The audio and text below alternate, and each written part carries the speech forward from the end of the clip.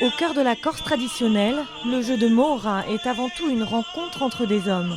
Un jeu d'addition conviviale qui autrefois se pratiquait très souvent dans les villages. Le principe est universel. Avec une main, les adversaires présentent un chiffre entre 1 et 5. Simultanément, ils annoncent la somme espérée des deux mains. Donc là, je jette un chiffre, je donne 4 en chiffre et je dis 6. Il veut un 6. En espérant que lui fasse 2. Donc moi je jette mon 2 en voulant un 4. C'est lui qui prend le point. Le tout en langue corse et le plus fort possible. Et essayer de déstabiliser son adversaire. C'est pour ça qu'on crie, qu'on essaie de jouer vite, qu'on joue plus lentement. Et il faut essayer de prendre le dessus sur son adversaire pour remporter la victoire. Au village de Sarola, on se réunit facilement autour du jeu, car ici, les plus jeunes tiennent à ce patrimoine. C'est un jeu ancestral chez nous. Une vieille personne m'a raconté qu'il jouait même à l'amour pour faire la paix entre familles qui s'étaient disputées. Ça s'est perdu depuis quelques années et là maintenant, grâce à notre génération, on la remet au goût du jour et on joue de plus en plus. Une association a même été créée. À sa tête, Alexandre emmène le jeu de Mohra partout où il va.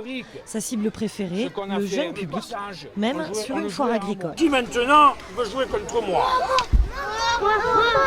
Au début c'est un peu difficile mais après ça va. Tu donnes les chiffres en corse, tu peux crier. Ça vous plaît?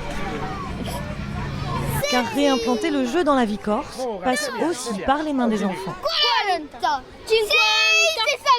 000. On ne apprend pas que le jeu, on apprend à transmettre le jeu et à transmettre un peu de notre culture, je dirais, de nos traditions et de nos valeurs. Le soir, lorsque la nuit tombe, c'est autour du comptoir qu'on retrouve les joueurs. Les jeunes affrontent les plus anciens, selon une orchestration toujours aussi théâtrale et maîtrisée.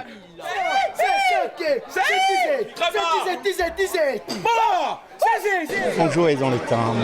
Quand j'étais jeune, bien sûr, à 25-30 ans, tout ça, à Cutoli, on jouait presque tous les soirs. C'est passé un moment entre nous. Après, on s'en fout, celui qui gagne ou qui perd. On dit que le jeu de Mohra est le plus vieux du monde. Alors en Corse, on y tient, autant pour faire vivre la culture que pour animer les chaudes soirées d'été.